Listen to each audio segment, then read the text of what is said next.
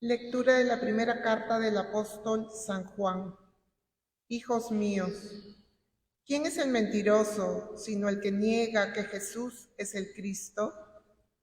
Ese es el anticristo, el que niega al Padre y al Hijo. Todo el que niega al Hijo tampoco posee al Padre. Quien confiesa al Hijo posee también al Padre. En cuanto a ustedes, permanezcan fieles a lo que oyeron desde el principio. Si permanecen ustedes lo que han oído desde el principio, también ustedes permanecen en el Hijo y en el Padre. Y esta es la promesa que Él mismo nos hizo, la vida eterna. Les he escrito esto respecto a los que tratan de engañarlos. Y en cuanto a ustedes, la unción que de Él han recibido permanece en ustedes y no necesitan que nadie les enseñe. Pero como esa unción los instruye acerca de todas las cosas, y es verdadera y no mentirosa, permanezcan en Él como ella les ha enseñado. Y ahora, hijos, permanezcan en Él para que cuando Él se manifieste, tengamos plena confianza y no sintamos vergüenza ante Él en el día de su venida. Palabra de Dios. Los confines de la tierra han contemplado la victoria de nuestro Dios.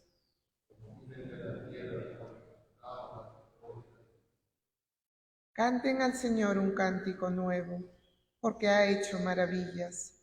Su diestra le ha dado la victoria, su santo brazo. Los confines de la tierra han contemplado. El Señor da a conocer su victoria, revela a las naciones su justicia. Se acordó de su misericordia y su fidelidad en favor de la casa de Israel. Los confines de la tierra, la victoria de nuestro Dios. Los confines de la tierra han contemplado la victoria de nuestro Dios. Aclama al Señor, tierra entera. Griten, vitoreen, toquen. Los confines de la tierra. En distintas ocasiones habló Dios antiguamente a nuestros padres por los profetas. Ahora en esta etapa final nos ha hablado por su Hijo. El Señor esté con ustedes. Lectura del Santo Evangelio según San Juan. Este es el testimonio de Juan, cuando los judíos enviaron desde Jerusalén sacerdotes y levitas a Juan a que le preguntaran: ¿tú quién eres?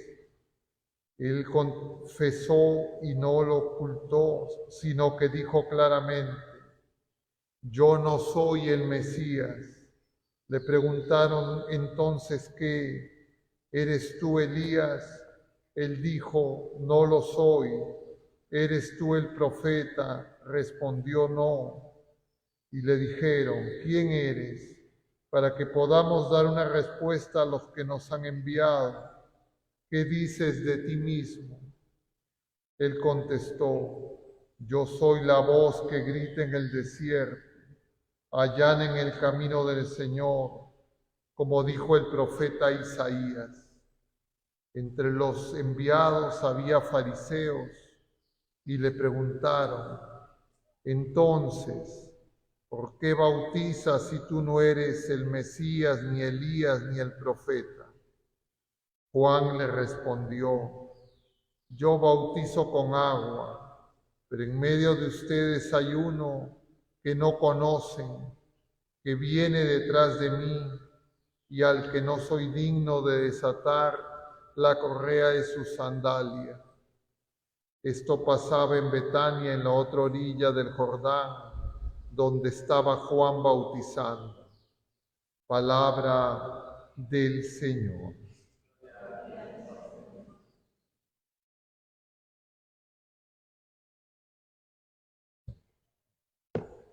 Queridos hermanos, tomen asiento un momento. Estamos en este tiempo de Navidad, luego de terminada la octava de Navidad, el día de ayer, y estamos leyendo, contemplando pasajes de la primera carta del apóstol San Juan y fragmentos que vamos a seguir continuando, contemplando del Evangelio según San Juan. Y todo esto está dirigido, encaminado a que nos preparemos a la celebración de la Epifanía del Señor. Y esto puede resultar un tanto confuso. El bautismo del Señor en Belén fue una primera epifanía, pero una epifanía, y epifanía significa la manifestación de Dios solo a muy pocas personas, a los pastores, a los sabios de Oriente, magos de Oriente que veremos en el domingo que viene, a María y a José y a muy pocas personas más. Pero el Señor se manifestará a lo largo de toda su vida pública ya como el Mesías, el Señor, el esperado. Y es preparado esa llegada, esa manifestación por Juan Bautista que se nos presenta hoy en este pasaje del Evangelio, que ya hemos contemplado además dentro de las ferias privilegiadas. Y dos cosas conviene de las muchas que podemos rescatar que hoy día tengamos en mente. Una primera es que Juan es el precursor, es decir, que la llegada del Señor, reconocer la epifanía del Señor, reconocer que el Señor esté entre nosotros, que el Señor esté en nosotros, necesita alguien que anuncie al Señor. Y esa tarea le corresponde a la Iglesia y a todos los bautizados, es decir, a cada uno de nosotros, a cada una de nuestras familias. Todos nosotros tenemos que preparar a otras personas anunciando al que viene. ¿Cuál es el peligro? El peligro es que nosotros los queramos retener con nosotros, el que nosotros queramos que las personas nos busquen a nosotros. Y tenemos que reconocer que nosotros no somos dignos de preparar el camino de quien viene y que ya vino y que vendrá. Pero para poder dar ese testimonio, ser testigos de la luz, del amor, de la verdad, nosotros tenemos que experimentar. No es un anuncio teórico donde yo repito cosas que me han dicho, sino yo tengo que tener la experiencia de haber tenido el encuentro personal con el Señor que ya vino y que viene. Y eso no es tan fácil en un mundo lleno de confusión y por esa razón se necesita preparar ese camino. Por excelencia es la iglesia y la familia, que es iglesia doméstica. Es decir, en la familia formada por los bautizados, eso se tiene que producir.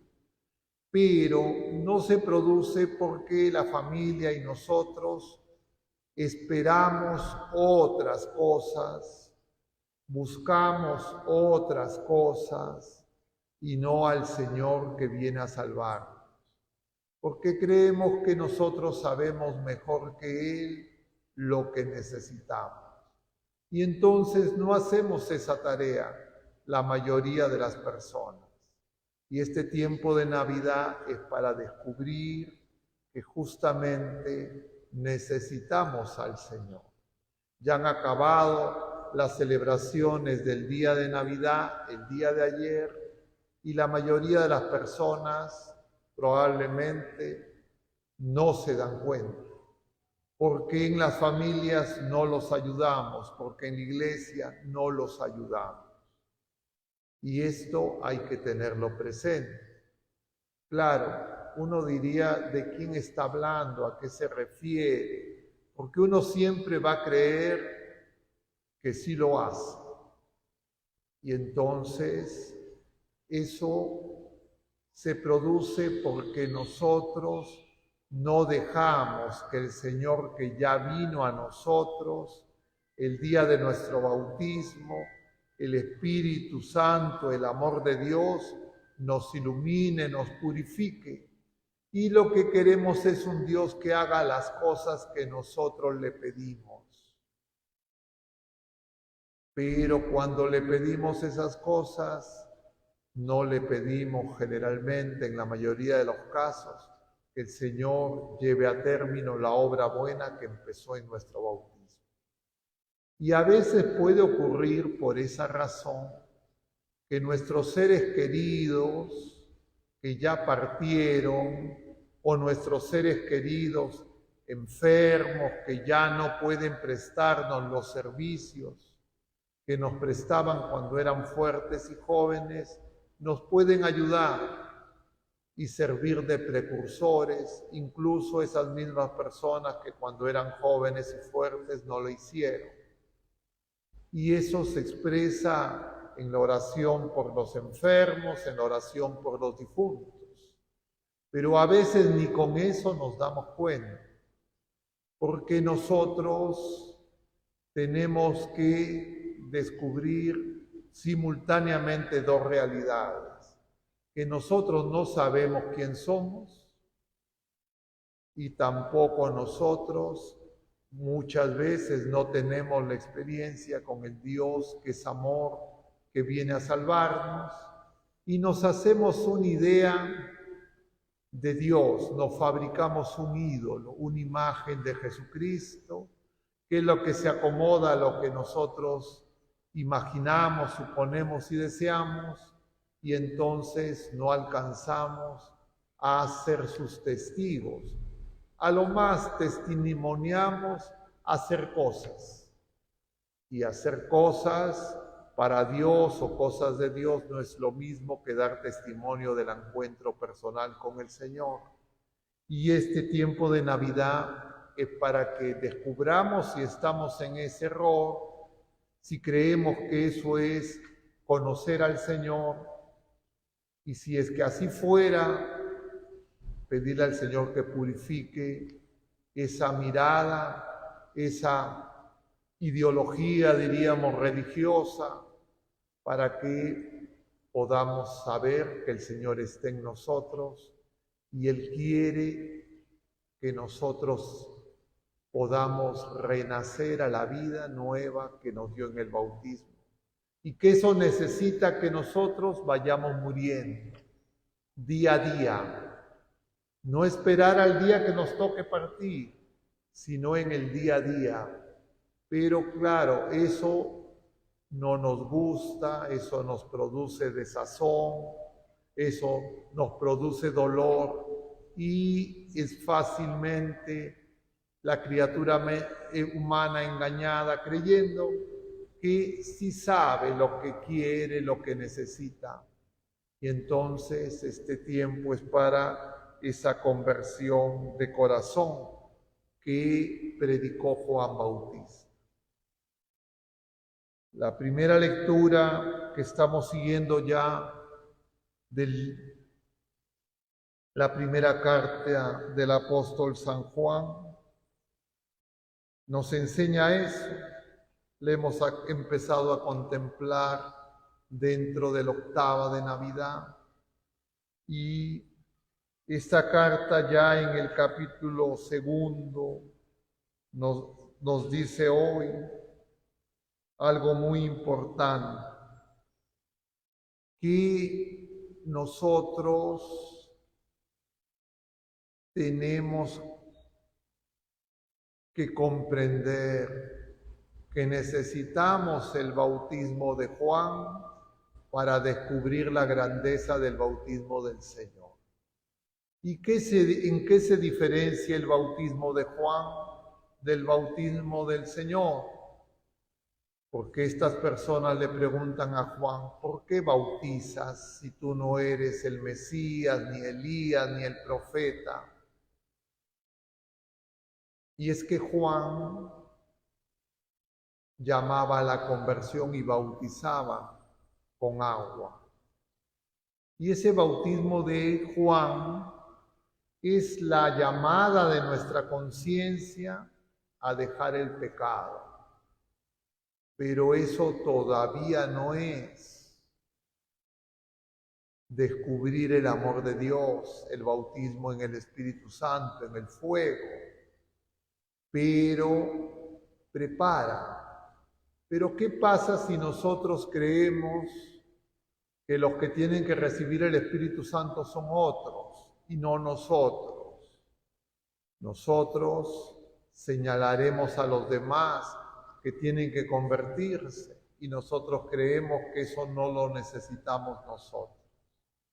Y si es que nosotros realmente somos la voz que clama en el desierto de nuestro corazón y resuena en nuestro corazón las palabras del Señor, nosotros nos daremos cuenta que nosotros no amamos como el Señor ama, que nosotros no perdonamos como el Señor perdona, que nosotros no permanecemos en el amor de Dios.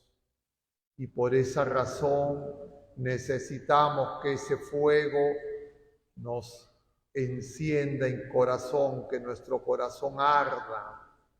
Y entonces sí podremos dar testimonio, pero si no nos quedaremos solo en el bautismo de Juan y empezaremos a hablar del pecado de uno, del pecado de los otros y criticarnos unos a otros.